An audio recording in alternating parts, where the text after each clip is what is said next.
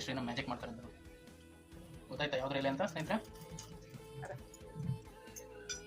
ಎಣ್ಣೆ ನಂಗೆ ಇಟ್ಕೋಬಹುದು.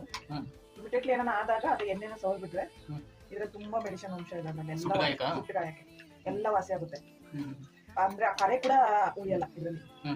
ಅಷ್ಟು ಇಮಿಡಿಯೇಟ್ಲಿ ಅದ್ರದ್ದು ಇದು ಗೊತ್ತಾಗ್ಬಿಡುತ್ತೆ ರಿಸಲ್ಟ್. ಗಾಯ ಒಣದಾಗ ಹಚ್ಬೇಕು, ಬಿಸಿ ಇದ್ದಾಗ ಹಚ್ಬೇಕು ಅನ್ನೋದೆಲ್ಲ ಏನಿಲ್ಲ. ಇಟ್ಕೊಂಡ್ರೆ ಆಯ್ತು. ಯಾವಾಗ ಬೇಕಾದ್ರೂ ಅದನ್ನ ಯೂಸ್ ಮಾಡ್ಕೊಬಿಡ್ಬೋದು. ಏನಾದ್ರು ಸೊಪ್ಪಾಕಿ ಒಂದು 2-5 ನಿಮಿಷ ಬೇಕಾಗಿಲ್ಲ, ಸಾಕು ಅಷ್ಟೇ. ಕಾಯಿಸ್ಬಿಟ್ಟು ಆಮೇಲೆ ಫಿಲ್ಟರ್ ಮಾಡಿ ಇಟ್ಕೊಂಡ್ರೆ ನೋಡಿ ಹಿಂಗಾಗುತ್ತೆ. ಈ ಕಲರ್ ತಿರುತ್ತೆ. ಎಷ್ಟು ಬೇಕಾದ್ರೂ ಸ್ಟೋರೇಜ್ ಮಾಡಿ ಇಟ್ಕೋಬಹುದು. ಅಂದ್ರೆ ಇದು ಎಲೆನ ಬಲ್ತಿರೋದೆಲ್ಲ ಹಾಕ್ಬಾರ್ದು. ತುದಿ ಚಿಗುರು ಇರುತ್ತಲ್ಲ, ಚಿಗುರು ಎಲೆಗಳು, ಅದನ್ನ ಹಾಕ್ಬೇಕು. ನಿಮ್ಗೆ ಹೆಂಗ್ ಗೊತ್ತಾಯ್ತು?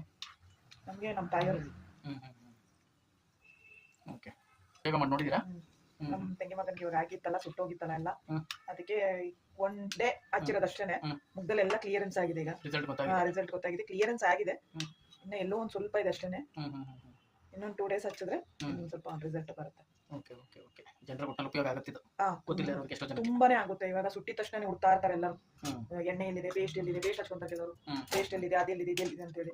ಅದಕ್ಕೆ ಇಂಥವು ಮಾಡಿಕೊಂಡ್ಬಿಟ್ರೆ ಈ ಹಳೆ ಕಾಲದವರೆಲ್ಲ ಹಂಗೆ ಮಾಡಿಕೊಂತ ಇದ್ರು. ಬಟ್ ಈಗಿನ ಇದಕ್ಕೆಲ್ಲ ಜನರೇಷನ್ಗೆ ಯಾಕೆ ಗೊತ್ತಿರಲ್ಲ, ಅಷ್ಟು ಏನ್ ಹಚ್ಬೇಕು ಅನ್ನೋದೇ ಗೊತ್ತಿರಲ್ಲ. ಆ ಟೈಮಲ್ಲಿ ತುಪ್ಪ ಅಂತೆ, ಜೇನುತುಪ್ಪ ಅಂತೆ ಏನೇನೋ ಹುಡ್ತಾ ಇರ್ತಾರೆ. ಬೆಟರ್ ಒಂದು ಎಣ್ಣೆ ಒಂದು ಮನೇಲಿ ಇದ್ರೆ. ಕಿಚನ್ ಅಲ್ಲಿ ಅಂತೂ ಹೆಂಗಸರಿಗೆ ತುಂಬಾನೇ ಉಪಯೋಗ. ಯಾಕಂದ್ರೆ ಅವರೇ ಯಾವಾಗ್ಲೂ ಏನಾದ್ರು ಸುಟ್ಕೊಳ್ಳೋದು, ಒಂದು ಬಾಟಲ್ಗೆ ಹಾಕಿ ಇಟ್ಕೊಂಡ್ಬಿಟ್ರೆ